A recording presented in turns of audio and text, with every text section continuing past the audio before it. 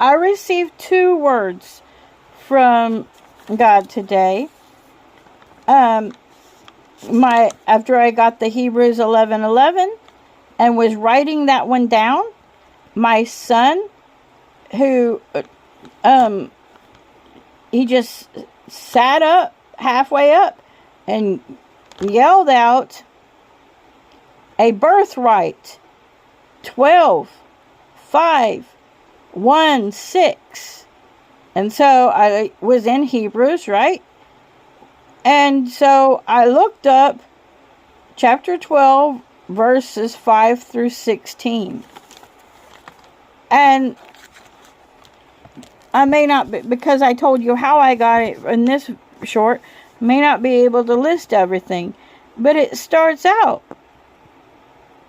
and you have forgotten the appeal which speaks to you as sons.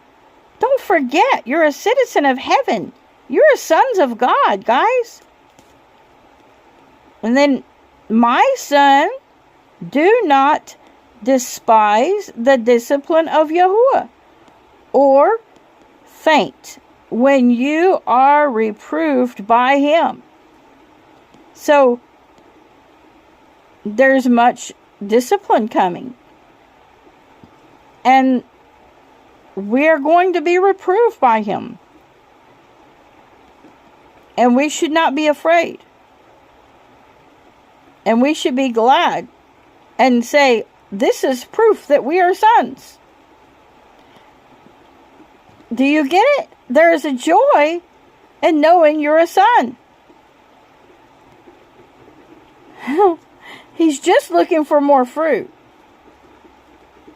It doesn't mean that he's cast you out or cut you off. He sees you as a son. You're a son of God. You're a son of Yahuwah. You're a Mashiach. You're in the Messiah.